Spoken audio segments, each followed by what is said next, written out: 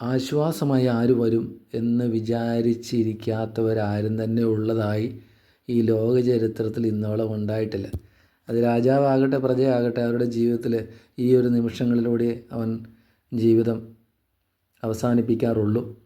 ഒരിക്കലെങ്കിലും അത് അനുഭവിക്കാത്തവരുള്ളതായിട്ട് അറിയാൻ കഴിയില്ല. എന്നാൽ ആശ്വാസദായകനായി നമ്മുടെ ജീവിതത്തിലേക്ക് കടന്നു വന്ന യേശു ക്രിസ്തുവിൽ ആശ്രയിക്കുമ്പോഴാണ് ആ ആശ്വാസം നമുക്ക് ലഭിക്കുന്നത് എന്ന് നമുക്ക് കാണാനായിട്ട് കഴിയും. കാരണം അവൻ നമുക്ക് വേണ്ടി എല്ലാം ആയവനാണ്. അവൻ നമുക്ക് പഴയ കാലഘട്ടത്തിൽ നമുക്കൊരു ഉറപ്പ് തന്നിട്ടുണ്ട്. അതേതാണെന്നറിയാമോ?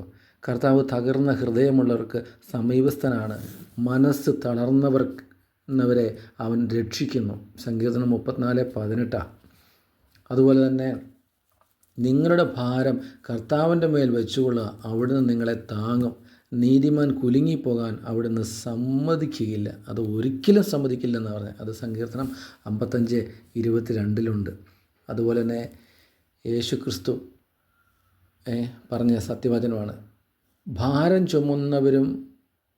ഭാരം ചുമക്കുന്നവരും ക്ലേശിക്കുന്നവരുമായ നിങ്ങളെല്ലാവരും എൻ്റെ അടുക്കൽ വരുവിൻ, ഞാൻ നിങ്ങളെ ആശ്വസിപ്പിക്കാം.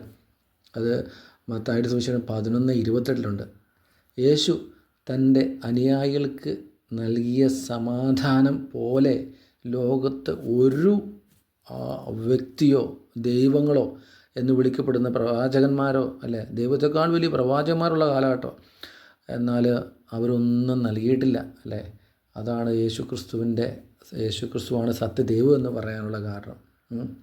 ഞാൻ നിങ്ങൾക്ക് നൽകുന്ന സമാധാനം ലോകം നൽകുന്നത് പോലെയല്ല ഞാൻ നിങ്ങൾക്ക് നൽകുന്നത്, അതുകൊണ്ട് നിങ്ങളുടെ ഹൃദയം കലങ്ങിപ്പോകരുത്, ഭയപ്പെടുകയും അരുത് എന്ന് കർത്താവ് അസന്നിഗ്ധമായി പറയുക. അത് യോഹന്നാൻ്റെ 14:27. അതുപോലെ പരിശുദ്ധാത്മാവിനെ നമുക്ക് നൽകിക്കൊണ്ട് കർത്താവ് പറഞ്ഞ എന്താ? ഞാൻ പിതാവിനോട് അപേക്ഷിക്കുകയും നിങ്ങൾ എന്നേക്കും നിങ്ങളോടുകൂടെ ഇരിക്കേണ്ടതിന് മറ്റൊരു ആശ്വാസദായകനെ പരിശുദ്ധാത്മാവിനെ നിങ്ങൾക്ക് ഞാൻ നൽകും. അത് യോഹന്നാൻ്റെ 14:16 അല്ലേ. അതുപോലെ പരിശുദ്ധൻ നമ്മുടെ ഉള്ളിലുള്ള സാന്നിധ്യമാണ്, അത് ആത്മാവാണ്, പരിശുദ്ധമായ ആത്മാവാണ്. അതുകൊണ്ട് നിങ്ങൾ അന്യോന്യം ഭാരം ചുമക്കുവിൻ, ഇങ്ങനെ നിങ്ങൾ ക്രിസ്തുവിൻ്റെ നിയമം നിവർത്തിക്കുന്നു അല്ലേ. അത് നമുക്ക് അന്യോന്യം ഭാരം വഹിക്കാൻ പറ്റുമോ? കുഞ്ഞു കുഞ്ഞു ഭാരങ്ങൾ വഹിക്കാം അല്ലേ. എന്നാൽ യേശു ക്രിസ്തുവിലായിക്കഴിഞ്ഞാൽ പരിപൂർണമായും നമ്മുടെ കഷ്ടതകളും ദുഃഖങ്ങളും എല്ലാം അവൻ വഹിച്ച് അവൻ നമ്മളെ നിത്യതയിൽ ഒന്നു ചേർക്കും. അതുകൊണ്ട് എന്താ കർത്താവ് പറയുന്നത്? നിങ്ങൾ വിഷമിക്കേണ്ട, ഞാൻ നിങ്ങളോട് ഒപ്പമുണ്ട് എന്ന് തന്നെയാണ് കർത്താവ് പറയുന്നത്. കഴിയുമെങ്കിൽ സബ്സ്ക്രൈബ് ചെയ്യണേ.